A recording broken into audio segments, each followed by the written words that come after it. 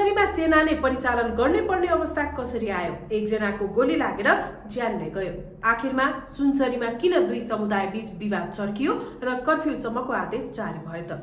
सामान्य विवादले सुरु भएको घटना केही घण्टामै हिंसात्मक झडपमा परिणत हुँदा एक नागरिकको गोली लागेर ज्यान गुमाउन पुगेका छन् भने दर्जनौं व्यक्ति घाइते भएका छन्। जिल्ला प्रहरी कार्यालय सुनसरीका अनुसार राति 10:15 बजेतिर साउन महिनामा हुने बोलबमका लागि हिन्दू धर्मावलम्बीहरू कोशी ब्यारेजबाट जल लिएर डीजे बजाउँदै कप्तानगञ्ज चोकतर्फ जाने क्रममा डीजेको आवाजलाई लिएर अर्को समुदायका केही व्यक्तिले विरोध जनाएका थिए। त्यस क्रममा दुवै पक्षबीच सुरु भएको भनाभन ठेलाठेलमा परिणत हुँदै झडपमा बदलिएको प्रहरीले जनाएको छ।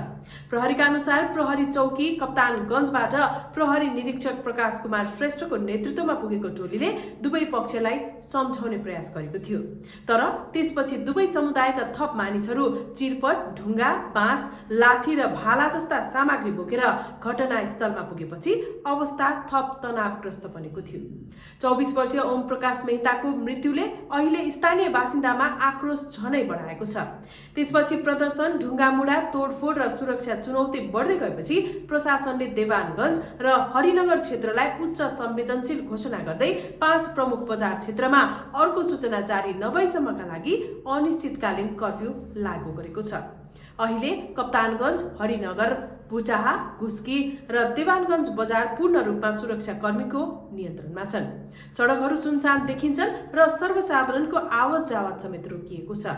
प्रशासनले हरिनगर र देवानगञ्ज गाउँपालिका भरि 5 जना भन्दा बढी व्यक्ति एकै ठाउँमा भेला हुन नपाउने गरी निषेध आदेश समेत जारी गरेको छ। कर्फ्यूका बीच पनि केही समूहले प्रदर्शन र तोडफोडको प्रयास गरेपछि नेपाल प्रहरी, सशस्त्र प्रहरी र नेपाली सेनालाई समेत परिचालन गरिएको छ। अहिले स्थिति नियन्त्रणमा ल्याउने प्रयास भइरहेको भए पनि स्थानीयमा अझै त्रास कायमै छ। एकातर्फ पीडित परिवारले घटनाको निष्पक्ष छानबिन र न्यायको माग गरिरहेको छ भने अर्कोतर्फ सुरक्षा निकायले हिंसा फैलिन नदिन कडा सुरक्षा व्यवस्था अपनाएको जनाएको छ। सबैभन्दा ठूलो प्रश्न अहिले यही हो, आखिर यस्तो अवस्था किन आयो त? सामान्य विवाद यति ठूलो हिंसामा कसरी बदलियो?